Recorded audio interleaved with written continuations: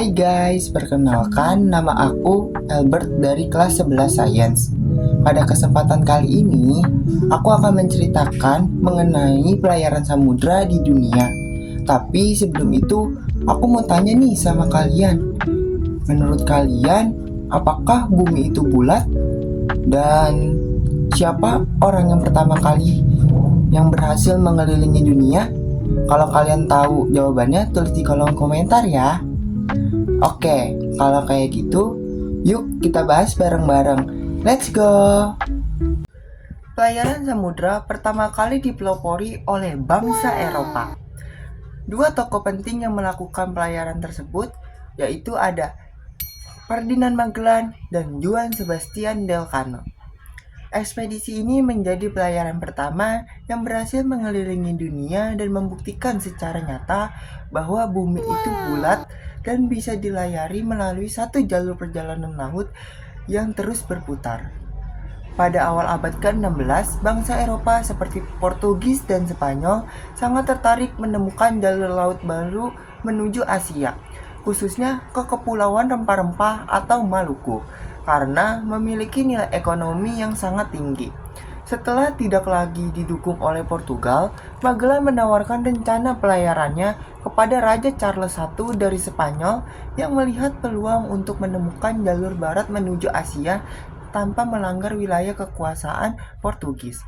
Karena pada saat itu jalur timur sudah dikuasai oleh bangsa Portugis melalui perjanjian Tordesillas, sehingga bangsa Spanyol ingin mencari jalur alternatif untuk bisa bersaing dalam perdagangan rempah-rempah. Ekspedisi Magellan dimulai pada 20 September 1519. Berangkat dari pelabuhan San Cular, Spanyol dengan membawa 5 kapal, yaitu Trinidad atau kapal utama yang dikomandani oleh Magellan sendiri, San Antonio, Concepcion, Victoria, dan Santiago. Dalam perjalanan tersebut, ia tidak sendirian, melainkan ditemani oleh Kapten Juan Sebastian Elcano. Total ada 270 awak kapal dari berbagai negara Eropa. Rute pelayaran Ferdinand Magellan dimulai dari Spanyol, kemudian berlayar menyeberangi Samudra Atlantik menuju pantai timur benua Amerika. Dalam perjalanan ini, para awak menghadapi berbanyaknya kesulitan, termasuk badai besar, kekurangan makanan, penyakit kudisan akibat kekurangan vitamin C, dan pemberontakan awak kapal yang tidak tahan dengan penderitaan. Pada Oktober 1520, mereka berhasil menemukan sebuah jalur sempit di ujung selatan benua Amerika yang kemudian dikenal sebagai Selat Magellan, yang merupakan sebuah penemuan penting yang membuka jalur langsung ke Samudra Baru. Melalui selat tersebut, armada memasuki samudra yang luas yang belum dikenal oleh bangsa Eropa.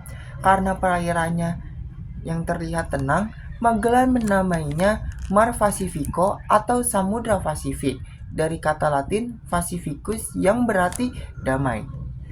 Meskipun dinamai demikian, pelayaran melintasi Samudra Pasifik ternyata sangat berat dan memakan waktu lebih dari 3 bulan tanpa bekal yang cukup.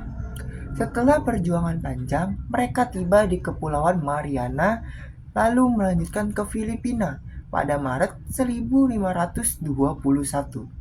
Di Filipina, Magellan menjalin hubungan yang baik dengan beberapa kepala suku dan berusaha menyebarkan agama Kristen. Namun, saat mencoba memaksakan pengaruhnya terhadap kepala suku lain yang menolak tunduk, Magellan terlibat dalam pertempuran Mactan pada 27 April 1521 yang naasnya di mana ia terbunuh oleh pasukan Lapu-Lapu yang merupakan seorang pemimpin lokal yang dikenal karena keberaniannya melawan penjajah. Kematian Magellan mengejutkan seluruh armada, membuat moral awak merosot. Namun, ekspedisi tidak berhenti. Kepemimpinan tersebut akhirnya berpindah kepada Juan Sebastian Elcano yang merupakan seorang pelaut asal Spanyol yang sebelumnya menjadi perwira di kapal Concepcion. Setelah kematian Magellan, jumlah kapal menyusut karena kerusakan dan ditinggalkan, dan hanya 2 kapal yang tersisa, yakni Trinidad dan Victoria. Mereka akhirnya mencapai Kepulauan Maluku dan berhasil memperoleh muatan penuh seperti cengkih dan pala yang merupakan komoditas yang sangat berharga di Eropa. Karena kondisi kapal Trinidad rusak berat, hanya kapal Victoria yang melanjutkan pelayarannya pulang ke Spanyol.